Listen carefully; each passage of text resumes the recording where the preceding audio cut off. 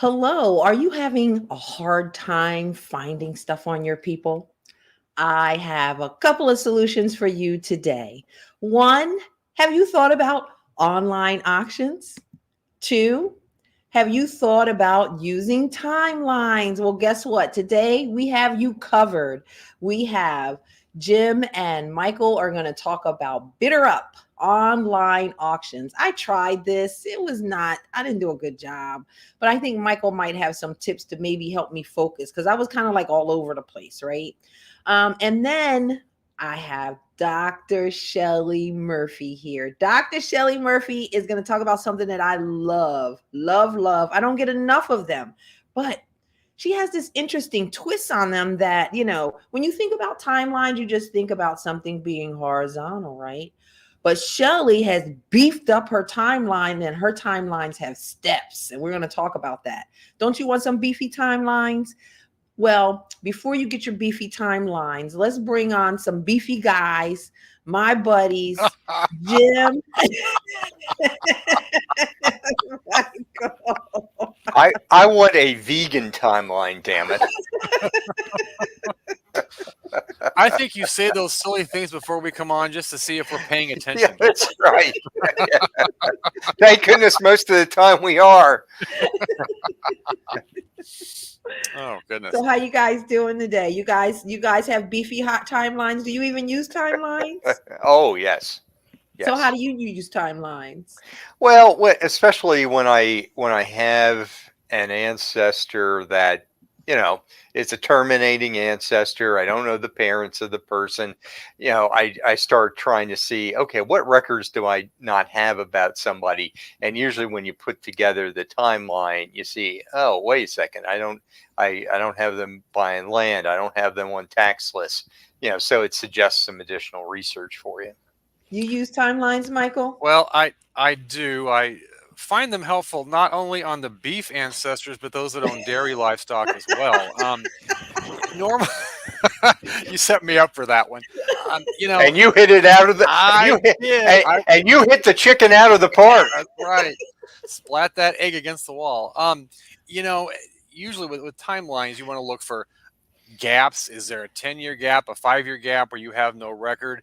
Also, as Jim alluded to, if you've got them buying property, you should find the complement of how that left their ownership. There's a variety of ways that can happen. And also making certain they're doing, quote unquote, performing certain acts at a right stage of life, if you will. You know, there's the obvious and some not so obvious things about stage of life you can get with a timeline too. Whether your ancestors had beef or dairy cattle or no cattle at all, doesn't matter. Doesn't matter. All right, enough about Shelley's timeline. She's going to fill us in on those timelines. Let's talk about what you're going to talk about, which is Bitter Up. Oh, wait, yeah, Bitter Up online auction. So, what is this all about? Why is this even important to genealogists? We spend enough money as it is. Now you want us to be bidding in auctions? Yes. Well, it's kind of your option. I know people that look at the auctions and don't buy anything. If there's, they'll find images of postcards or images of other ephemera or what have you, and they'll just download the image. They'll decide if it's a decent enough picture, which really kind of depends. But they'll take the image from eBay. Now, whether or not you technically are for personal use, that's fine. For other commercial use, it's not fine to use that image, but you can get those personal illustrations. But with some of the things that we're going to look at, we're going to talk about postcards. There's some other examples. You might not find your actual ancestor, but some background images, some background information, maybe something that even might have a sentimental value, if you will. Okay, you get sentimental, Jim? Oh, yeah, at times. And you can find things like birth and baptismal certificates online, private certificates, things like that. And like Michael is saying, you don't really have to buy it if there's because just about all these things they put images up because that helps the sale, and those images are usually good enough that you can get any genealogical information off of them. Very true. Very true. We live for, I did not get a chance to say hello to our amazing audience out there. If you guys have not done so already, let us know where you're from. Let us know your genealogy group because there may be people out here who are in need of a group. So let's say hello to Angela Allen saying good afternoon, y'all. She done picked up her Texan out there. Hey, Tammy, how you doing from Atlanta, Augs? Metro Atlanta. Hi, LaJoy from Columbia, Maryland, and Central Maryland, Augs. Hey, Paula. Hello. Carol, Germany, Duff. What a name from Indy. Like that name. Hey, Paula from down the street in West Defford. Annette is here. Annette loves timelines. I knew you would, Annette. I knew you would love them. All the Hello, way from Cynthia, Utah. all the Yeah. way from Utah and those beautiful mountains. I really appreciate all the mountain pictures that you share with us. Hey, Cynthia from Plano, Texas, and Michelle Grant. Hello, hello. Hello, Marquita from Tennessee. Are you the reason that I'm getting so many hits from Tennessee? I've been trying to figure it out. I blamed it on Mark Lowe, but he said, not me.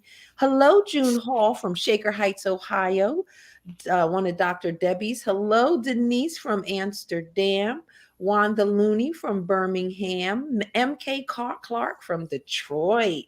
Hey, Wayne and Grace Ann, and from down the street. And we have Margot from Charlotte, North Carolina, the Augs chapter there, and Elisa from Chicago, as well as Sasha Johnson. We have two Detroit folks from here. I love Belle Isle. How's Belle Isle? I haven't been there since I was a child, but I felt when I went there, it was just like heaven. Hello, Jean from Collegeville, and Augs and AAGG. Woo! Are you in both of the groups in Philly? Jean is a genealogy animal. Rawr, give me all the groups, right? All right, let's get started with our quick start. So for Bidder Up, using online auctions, our first step is focus on specific names and locations. So talk to us about that. Do you find that when you're successful, that you're finding stuff on your ancestor, or are you just really kind of finding stuff for like the county or town? To be honest, it's a little bit of hit and miss. I found a picture of an uncle. That's kind of unusual, and I found a deed that we're going to look at in a little bit. You may get lucky. The problem with searching for names is the item has to have that name in its description, and there may be items that are about your ancestor or have their name on them, but if they've not been typed up and put into the description, it will not come up in a search. Searching for location is also a good idea.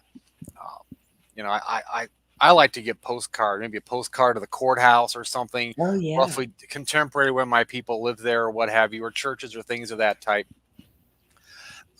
And what is practical depends upon how rural the area is or how urban it is. We're going to talk about some ways to narrow and refine your searches.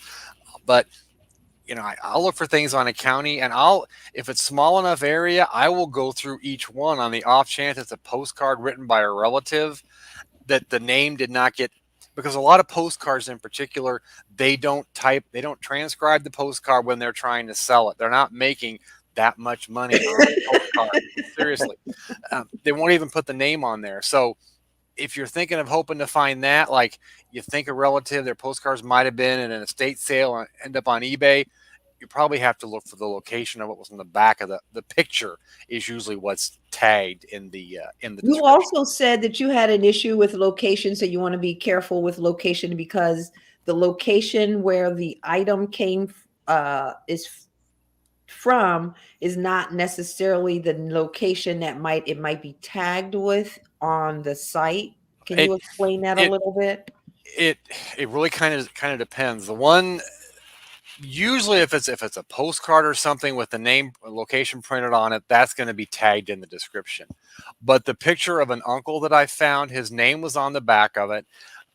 I'd seen a digital image of it, so I knew it was his picture. I just didn't have an original of it. And apparently it must have ended up in an estate sale or a box in a garage sale, because the person said, I bought this in Marceline, Missouri. And this relative never lived in the state of Missouri, let alone Marceline. And I'm assuming it was an aunt, a great aunt that had it, and it somehow filtered into this collector's materials. But the place where he lived in Illinois his whole life was not tagged in that at all.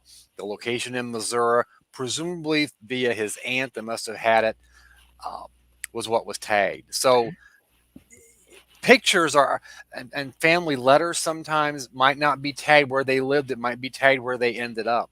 Okay.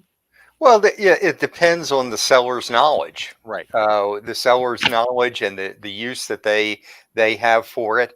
A correspondent of mine once sent me a ticket from a church dinner fundraiser from 150 years ago, and told me, well, this is from a St. John's Haynes Reformed Church supper.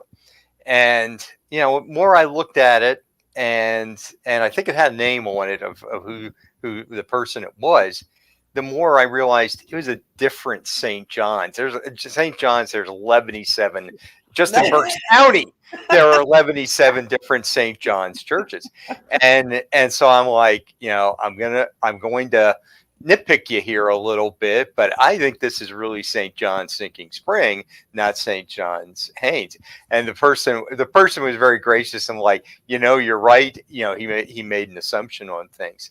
And the other thing is, I'm pretty sure I'm right on this, that you can set up searches that if something new posts, that they will automatically shoot you a message saying that that's on there, and that can be, rather than you having to go hunting every day, you can let the hunting come back to you. Yeah, I love that. I think that's going to be in one of the other steps, but yeah, talking about the searches, but yeah, that's a much easier way to do that. And the church example you mentioned was really good because the descriptions might not be accurate. There was one postcard that I bought. It was postmarked not in the town where the church was located. And when they typed up the description had the town of the postmark, not the town of the church in the picture, which was, and looking at it, I knew where it was and what it was, but a person not familiar with the area would not have known that. It can't be easy for us. We love to hunt. Like if it's not difficult to find, it's not as juicy when you find it. So let's move on to step 2, which is to practice and improve searches. So you started talking about this earlier. Right. Jim mentioned setting up the alerts, which you're going to want to do, and we'll talk about. But before I set up alerts, I would go in and practice to see what works, what gives you entirely too many results that you're not going to want to filter through. If there's things you can eliminate, one of my surnames, it's one of my more unusual surnames, there aren't a lot of hits, but there's a company that sells medical equipment, and there's this philosopher who writes about dead thinkers, and I don't need to see that every time. And so I looked at it's not bad to think, but too much hurts your head. But I went through my searches, and I looked at what I got the first time before I set it up, and I thought, there's a way to have it eliminate certain things. And what works for me won't work for you. But I had it eliminate forceps and and a few other philosophers, and that took care of a lot of stuff I didn't want to sort through. I love it. Look at your hits and think about, you might think, oh, I want everything. No, you don't. You just don't. You may have a relative with that odd last name that writes books that you don't care to read, if you catch my drift. They will be on there. So you see what you want to eliminate, because you don't want to sort through too much. So one thing that we did not do, when I think of bidding online, I think eBay. Are there other options for genealogists or great places for us to actually do online options beyond eBay? Or is that's the only game in town? eBay is probably there's others that try, but eBay is really the place. And we didn't talk in any of the steps about setting a budget. You want to set a budget. Yeah, I realized that. I think we lost Jim.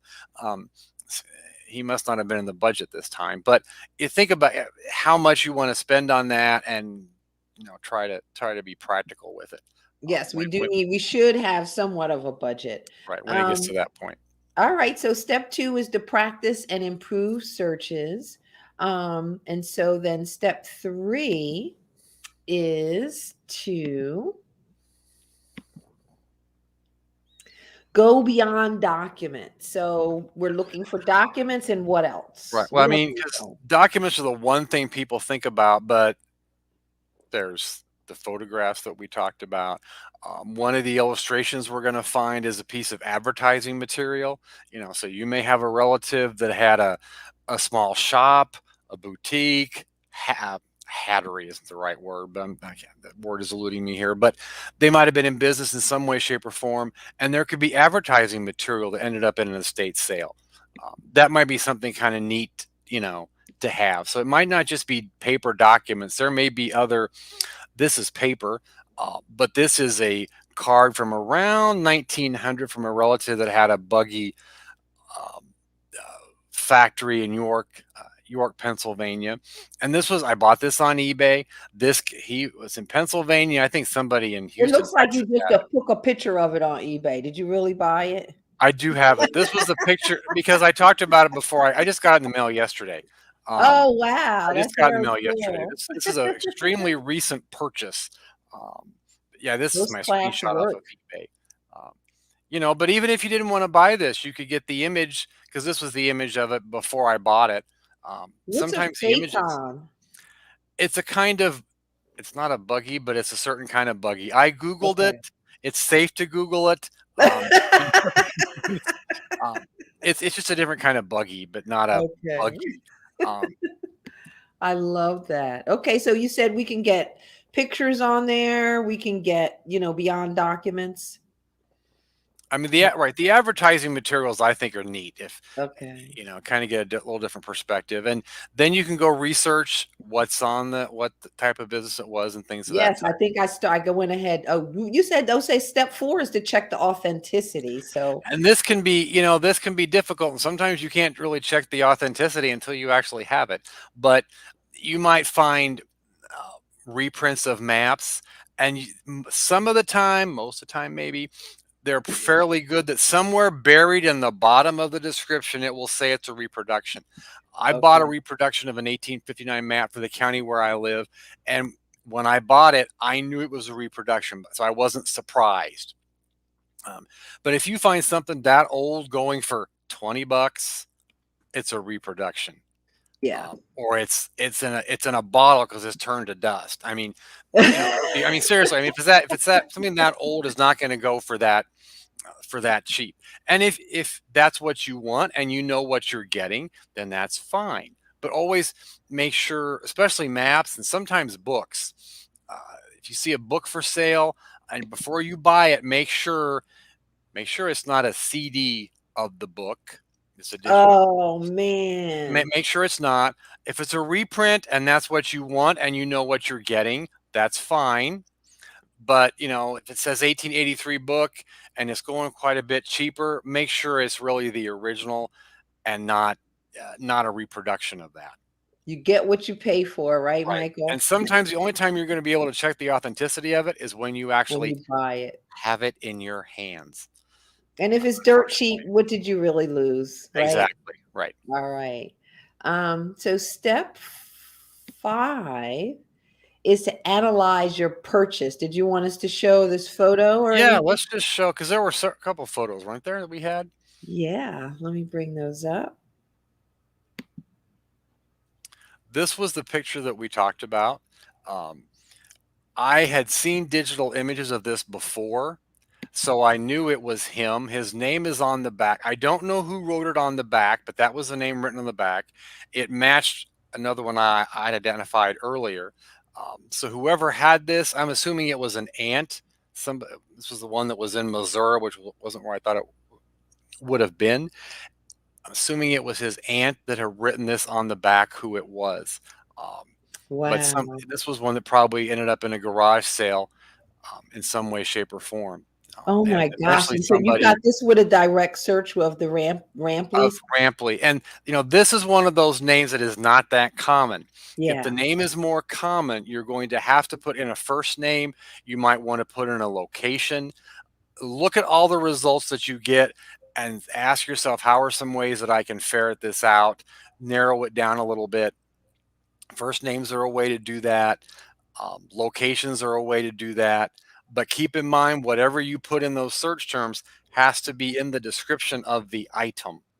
Right. And usually what's in the description of the item are things that the seller thinks will help the item to sell.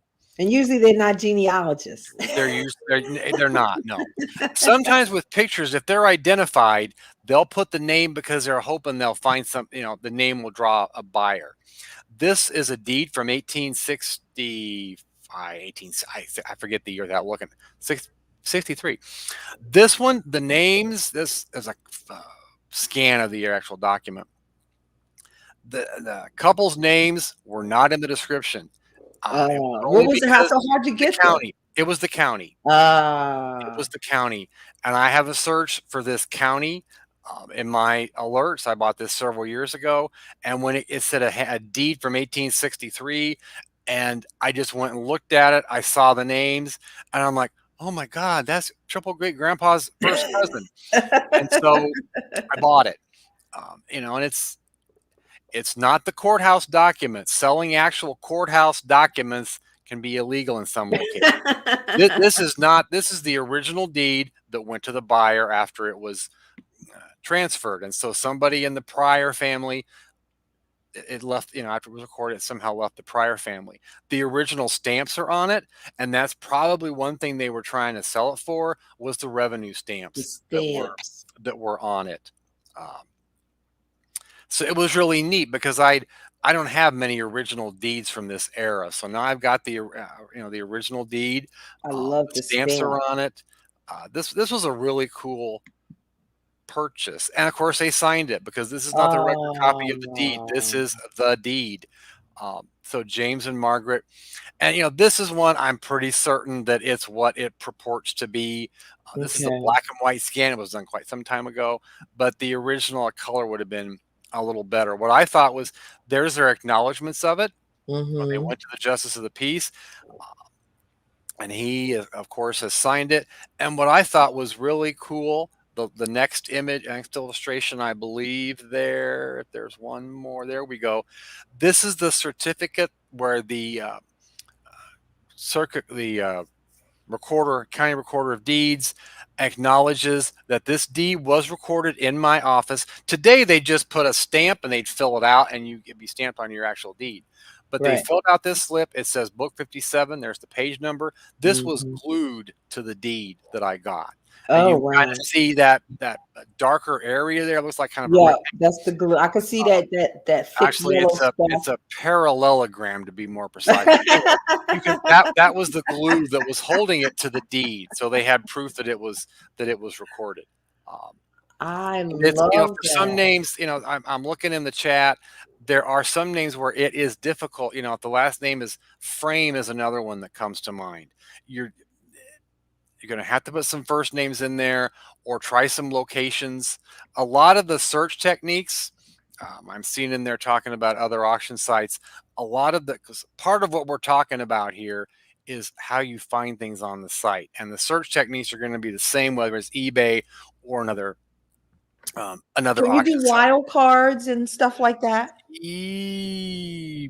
I'm glad you asked. I try and see what happens. I can't remember off the top of my head if the thing is, eBay is like a lot of other sites. It tries to be helpful, and when you put in a name, it tries to give you things that are closely spelled to that. If the Okay. name is uncommon. The other thing you can do that I don't do unless I have to is narrow it down by category. Instead of Oh, searching yeah. all of eBay, Yeah, I love search categories on for eBay. the paper ephemera, the collectibles, and things of that type to help narrow it down.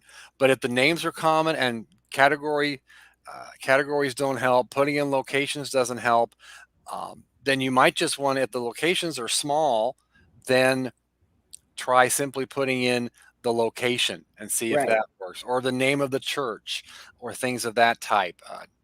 You're not going to find tombstones on eBay. At least you're not supposed to. But I'll put in the names of the town and maybe the word church, things of that type.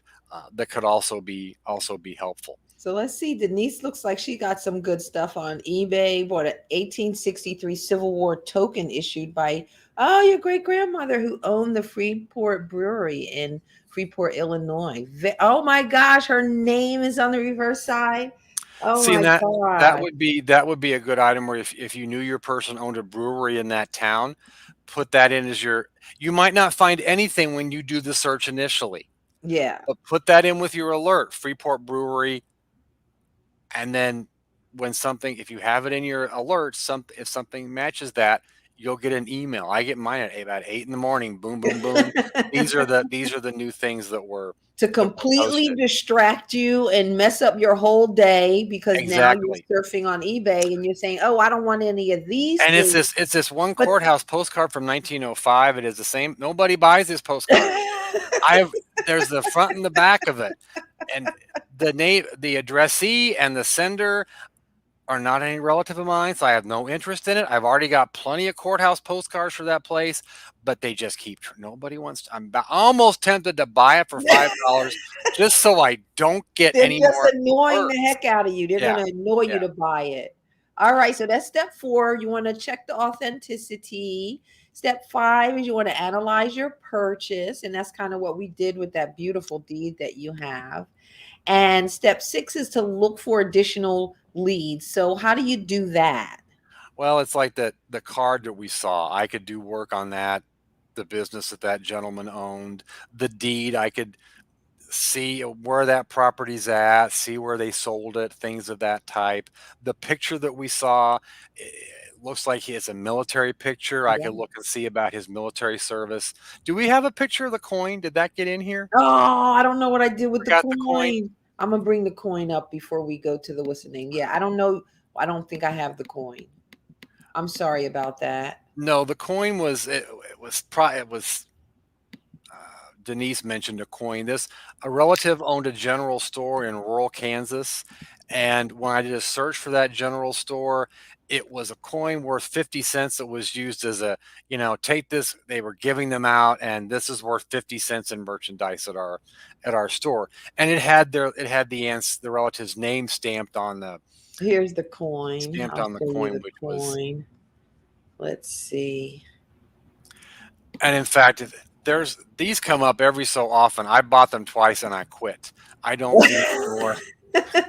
Don't need any more of those coins. But they're wooden, painted silver or something. There you got it. It's kind of small, but Kind yeah, of there's small, the coin. but it's got the name of his store and his name and the town. That is so freaking cool, Michael. But every so often, somebody finds those in wherever and they pop it up for sale. Like I said, I bought them twice, and that was the end of it. Love it, love it, love it. All right, so I love the online shopping. I need to do more of it. I don't know why I can't get rid of that thing. There we go. Goodbye. All right, Michael, that was a great quick start. I want to bring up all the steps so we can revisit, so we can get ready to go shopping, but not yet. You got to wait for Dr. Shelley. After Dr. Shelley, then you can go shopping. But bid her up using online auctions. Step 1, focus on specific names and locations. Step 2, practice and improve your searches. Step 3, go beyond documents. Step 4, check the authenticity. Step 5, analyze your purchase. And step 6, of course, in genealogy, we always look for additional leads. So thank you, Michael. Jim will be back at some point. Maybe he had the reboot. He's doing his thing. All right. Thank you so much, Michael. We'll see you on the flip side. All right. See you on the flip side. Give me 1 second. Hello, beautiful Dr. Shelley. So welcome back to our second quick start. We have wonderful Dr. Shelley Murphy is going to join us. You guys ready for Dr. Shelley? I love Dr. Shelley. Hello, Dr. Shelley. Hi, everybody. How you doing today? I'm doing good, but you know what? I just thought about those 6 steps. We can flip that all into genealogical research, just the way he outlined it. Isn't that the truth? It's exactly the Yeah, same thing. as you were going through them, I thought that's almost what we do. Look All at the it. time. What we should Yes, be doing. We just have to constantly remind ourselves. yes, So, Dr. definitely. Shelley, as a special guest, and we're very honored to have you here today, as a special guest, we always want to know what your 1 minute genealogy story is and how you knew you were hooked. Mama. I'm blessed to still have Mama with me, but Mama was always asking questions and telling stories that her grandmother shared with her. But what it was always questions. And she always commented on the fact that she wished she would have asked another question or she wished she could talk to her now. And I think that's when I got hooked, was basically the questions. It was like, but wait a minute, maybe I can help find these answers. And it was interesting, because she's talking about her family. So that was the hook, line, sinker, the whole 9 yards was about asking questions about her ancestors. Yep. Thank you, Mom. Thank you, Mom, for getting Yeah. Dr. Shelley going. So, yes, I love that. And Dr. Shelley, as I said early, I love timelines. So, I love the idea of your doing timeline. So, let's get ready for Dr. Shelley's quick start. This timeline has steps. We have renovated our timelines, we have beefed them up. All right, Dr. Shelley, let's get to step one, which is to choose a focus. So, how do you focus, Dr. Shelley? We all have problems with that. Well, number one, what are you looking for? Think about it.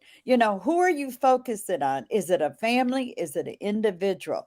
Tailor whatever you're going to do, and that's where you center your focus on. Don't say, I want to know everything about the Murphy family. Come I on, want to Dr. know Shelley, about we want to know Beidler. about the Murphy family.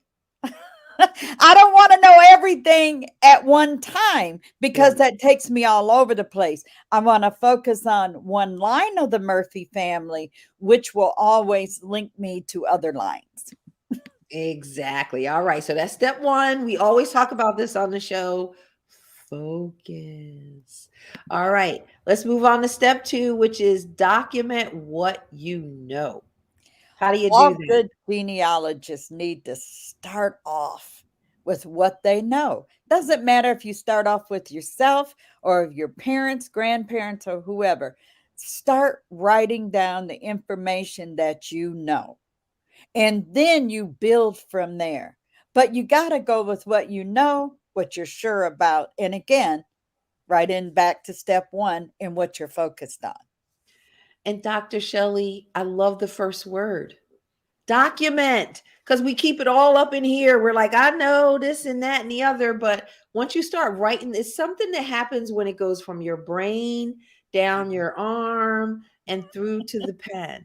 Something else comes up. I don't know what that magic is. Do you agree that it's magic actually writing it or typing? I'm a typer. So do you agree, See, Dr. I'm a writer.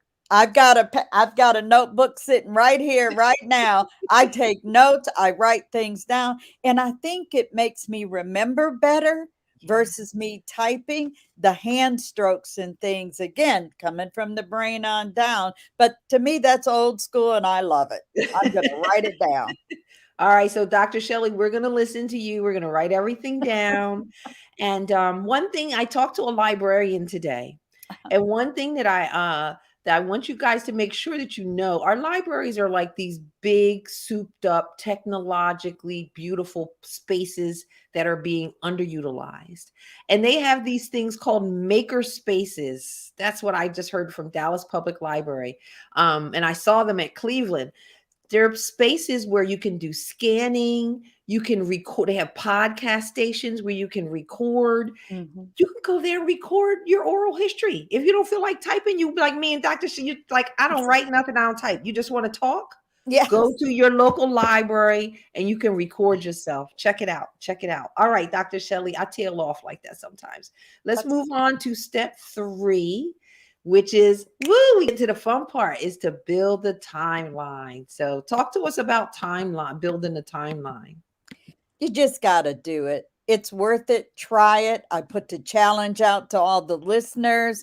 Try building one timeline and come back and tell us about what you found, what you didn't find, or whatever was going on. It's critical in our research as family historians or genealogists to be able to logically follow a sequence of events in chronological order. And one thing to do that is to plop it all in a timeline. So you can want me to make show what you have fancy- here? Huh? You want me to show them your timeline? Sure. You can Okay. make them fancy. You can make them simple. This is simple. It's in Word. It's actually a word table. I can add columns. I can add rows. I can do all kind of things. And I remember Mary Kircherati told me, she said, put live links in that resource and citation thing. Because I wasn't even thinking about it. I was just plopping the citation in a link. She said, no, put a live link in there. And she had gave me an example. So again, you're looking at in chronological order. You're setting a goal. You got your ideas of what it might be. You know who you're focused on. So let's and do you this, know what Dr. Shelley. location- We're basically going to add like a person's name here Yes. and their date of birth, their location, spouse, date of birth, location. Right. Our goal, this is our focus, right? Very streamlined focus, not a big goal, very specific. And then the hypothesis, what we think. Yes. And then basically we are putting, so what's this date, name, age, event? What is going to go into this line? You start with the date of whatever their birth is. Now, one of Okay. the things I suggest is you leave the first 2 lines blank if you don't know the parents of someone. So if you're starting on the 3rd line, you're starting with the birth of whatever ancestor that you're working with, what their name is. Put their name the way it is on the document, not what you think it is or not the corrected spelling. Put the name the way you see it on the You document. preach, Dr. Shelley. Well, you'll never be able to go back. And I think of this stuff as all of this filled out, and I'm going to hand it to somebody else, and they should be able to take it from there. So if you're not clear on the age or the event, which could be birth, death, marriage, buying land, divorce, wills, whatever the event is, and then the location. Then you're going to put the resource in the citation. Where did you get the information? It could be oral history. Well, who did you get it from? And Yes. then you want to include the informants and the witnesses if you're looking at a document. And the Mhm. reason I say that is because, you know what? I question, why are they there? Who Yeah. are they? And how do they connect? And then I go into my notes and questions. This is where I have my conversations with me and whatever ancestor I'm having, whatever doesn't look right. You heard Mike talking about, or Jim said about the gaps. This is Yes. exactly where it comes up. Something's not adding up. Or wait a minute, there's a jump. Or wait, somebody's missing. Or wait, why are they there and not there because of whatever? And then you say, what are my next steps to resolve this? Ooh, I love the steps. I And love bullet the them steps. out, and then tell yourself in the last box when you completed it, so you're not repeating. And we have a habit of repeating our research over and over because We that don't document. keyword analyze, we never took the time to analyze and creak out everything we can from that document as leads or questions. I love that. How's that? I love that. I love it. So, Dr. Shelley, like you were saying, there's a lot of things that we know based off of oral history, people Yeah. telling us. How do you document that stuff? Like, what do you do to document that to make it into a piece of evidence? Well, date, say time, location, and who's involved. Okay. So you're documenting, say it was something mama said. And she said it to me 20 years ago about her grandmother did so and so and so and so. That's exactly what I'm going to put down. Mama Okay. said on such and such day, we're in Grand Rapids, Michigan, da da da da da. Boom, there's my thing. Okay. Now, my job is to go validate that, to Yes. see if I can find any supporting evidence to that oral history. It's not to dispute it, it is just to support it Yeah. and see if there's more leads for me to find. So this is you're kind of explaining Yes. each of these. So I would put, like, if this was the birth line, I'd put down the birth date that I think it is, Yes. or The birth okay, date. Yes. And the name again, as they're as I listed said, on the document, even if yes, it's spelt wrong, as I think. The yes. age on the document, not what we think it is, what the event is. Okay, the location of it. And you have notes and questions. Question the spelling. Talk to yourself. You have permission. Dr. Shelley has given you permission to Yeah, talk to yourself. absolutely. I talk to these ancestors too now. I have great conversations. Okay, and you Dr. want to know Shelley. when you're addicted is when you wake up in the middle of the night and you're answering them. Shelley, what's this in the steps? Number your list of next steps. What Yeah, do you do can with either that? bullet or number them. And in other words, if I'm looking for something, maybe I'm trying to confirm an age. And maybe Okay. between two senses, I got two different ages that's not, say, 10 years apart. So I Okay. want to figure out what happened, where that come from. Yeah. So I'm going to go tell myself to go check, say, 1870, 1880 census and validate. But is there a couple other documents that will support the one age versus the other? That just gives me a little more support on where I'm going with the research.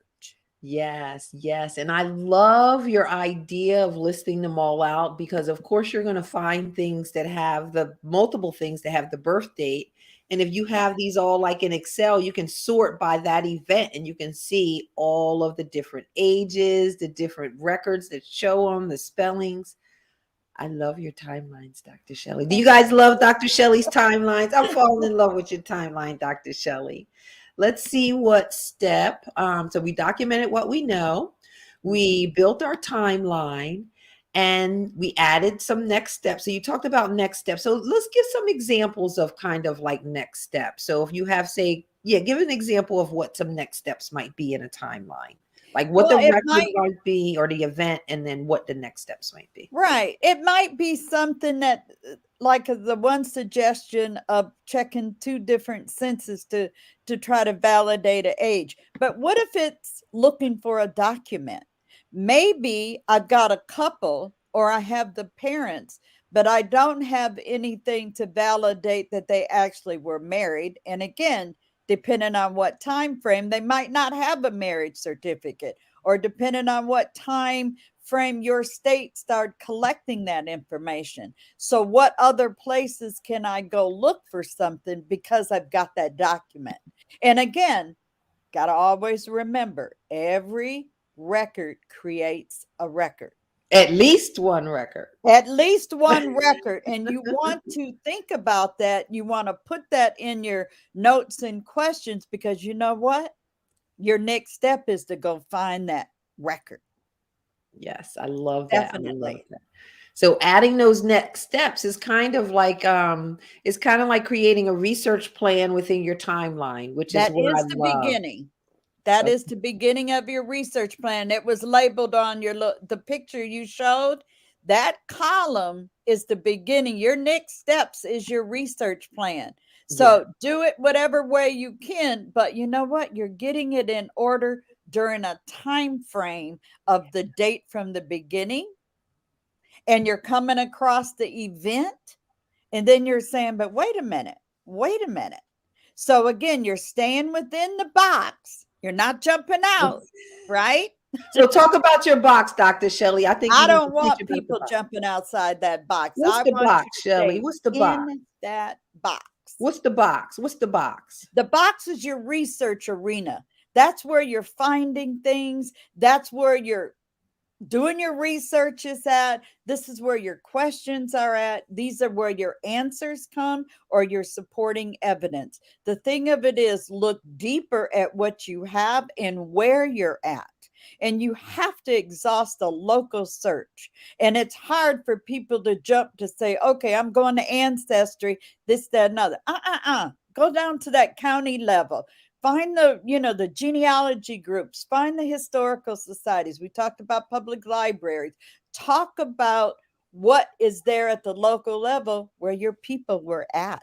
And you exhaust that search and then come forward.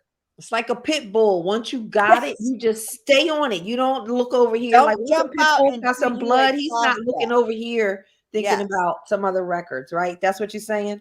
Yes, because I think people will miss a lot because they focus so much online and they're not looking at the local community and the local people who were around your people also. So Yeah. you got so many things to do inside that box. And I usually call it a deeper analysis at the local level versus jumping out. Yes, I love it. So you better stay in that box or Dr. Shelley is going to get you. Let's look at step 5 is to research and analyze. So which of your documents would you like me to show first? You pick one and I'll go for it. All right, Dr. Shelley. So let's talk about, you sent this, yeah, let's show this one. I don't know why I love it so much, but let's just show this. Here we go. Maybe. There we go. What's this all about, Dr. Shelley? Well, that's an ancestor that's listed. So I got a date of death and I've got a name. And I know she's female. I know she's classified as mulatto. And you know what? Says she's a widow. So what if I didn't know that information? So right there pops up a question. So one thing is, okay, look at the date. Okay, look at the year. I also want to think about, this is getting in here and analyzing. Wait a minute, is this close to a census time or did she just finish a census? Because it's telling me she's a widow. She's about 77 years old, 7 months and X amount of days. And I got a location of where she died, right? The place of death was in Joyfield Township. So again, I start questioning, okay, Joyfield Township, what else is there? Is there a certificate? Is there a cemetery there? Wait a minute. Does that 77 years match up with what the expected date that I've had throughout census and other documents? Because here, somebody told this person that she was 77 years old, soon to be 78. So again, I'm validating, doing a deeper research, but I'm asking questions. And I say genealogy is about time, place, and asking questions. And I'm building my evidence. That's all. I'm just building the support to validate that this is what happened and where they were at and who they were at. And it's telling that her parents were predeceased, which, that would be normal. So that automatically should kick off that you should go find these dead parents. Yes. So that's the blank time sheet. Yes, right I'm there. going back. Sorry, I'm making my way forward. And you know what? But it's a great example. And why? Because you know what? If I use Word, and I'm very simple there and very old school, because you just want to be consistent at what you do. And because there's a lot of fanfare out there with genealogy. There's no magic here. Stick to the basics, and again, I use Word table, don't use Excel because I'm used to working in Word, so do it whichever way you want, long as you are consistent with building that information in chronological order so you can realize what gaps. They're actually going to just jump out at you anyway. They really will. They really will. You have this interesting court case in here that I'd love to know about. You said this really kind of solved some things for you. Yeah, so we were looking at a court case here, and it's with the same person that you highlighted on the timeline. And this was basically from a Google search. So, number one, don't leave Google out. Google is Ooh, definitely your friend. And this comes up, these court cases are on Google. And I went in here and thought, oh, but what it solved for me was the children and okay. a husband and a time frame. And yes, she gets 11 acres. Somebody gives them to her. She's a married woman getting 11 acres in a life estate. But the first child in this document, court document, told me he was illegitimate.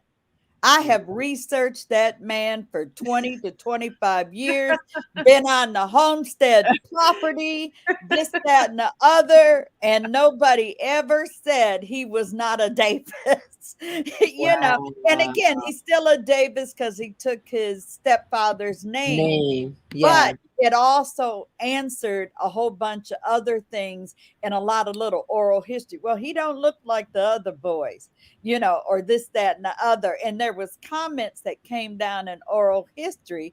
And my mother said, her mother, my grandmother said, oh, hush, don't be talking about that stuff and things. Well, that just validated It that does. he was an illegitimate child. Now, who's his daddy? Who's your daddy?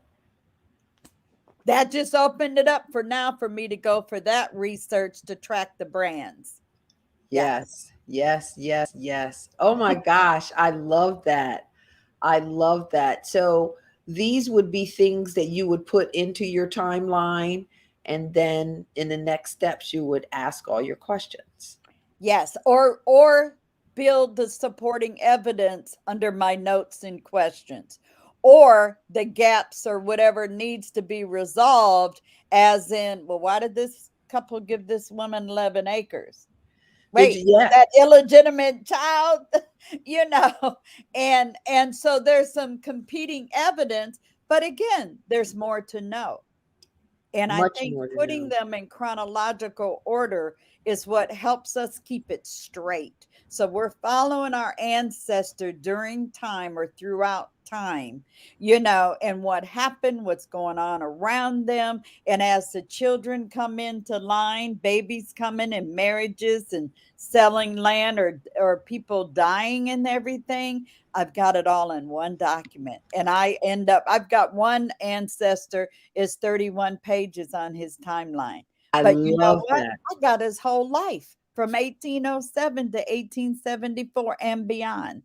So how do you keep these sheets? Do you keep them all together by family group? You have them in a binder? Like how do you keep your timelines together? Are they on Microsoft Word? They're just on Word saved and they're in the file, the folder for the ancestor family. Okay. If it's the Davis family, it's in the Davis folder. Okay. Everything that pertains to whoever it is all in one place. Okay. Okay. I love it. I love it. So we're researching and we're analyzing, we're putting our information onto our timeline, and then we want to document and share our findings. So how do you share, Dr. Shelley? I just tell it.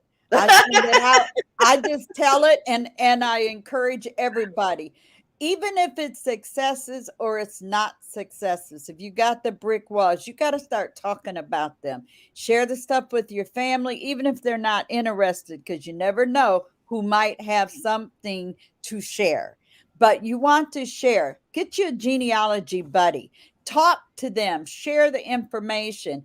I set up a family Facebook page where I just throw everything that I'm questioning, everything I find or I'm not finding in there.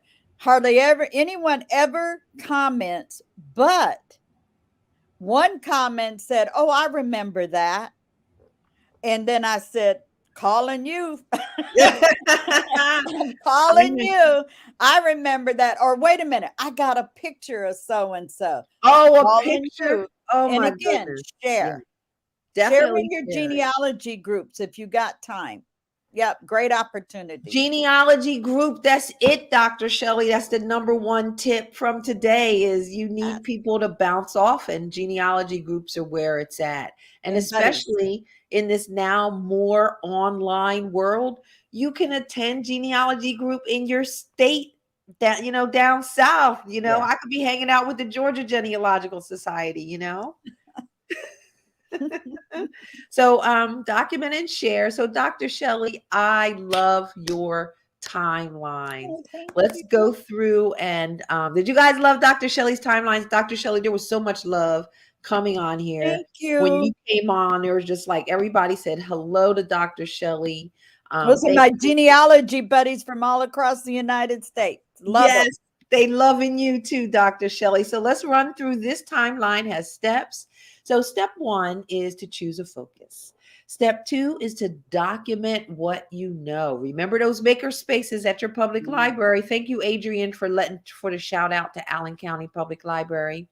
Document what you know. Step 3 is to build the timeline. Step 4 is to add next steps. And step 5 is to document your findings and share. Just tell it. Dr. Shelley said, just tell it. Right, Dr. Shelley? Yes. Let's bring our buddies back on so we can say hello to you guys. Say goodbye to everyone. Thank you so much for being here. We have some comments. Let's see. Any questions? Everybody, Sasha's saying hello. Carol loves the timeline. LaJoy says, thank you. MK Clark says, love Dr. Shelley. Wanda Looney said, beautiful. Yes, she is beautiful. And so is Michael and Jim. You two are beautiful as well. Everyone, thank you so much for joining. Bitter up, go shopping, and get those timelines together. Thank you so much for watching. Everybody, Dr. Shelley, don't drop. Thank you. Take care.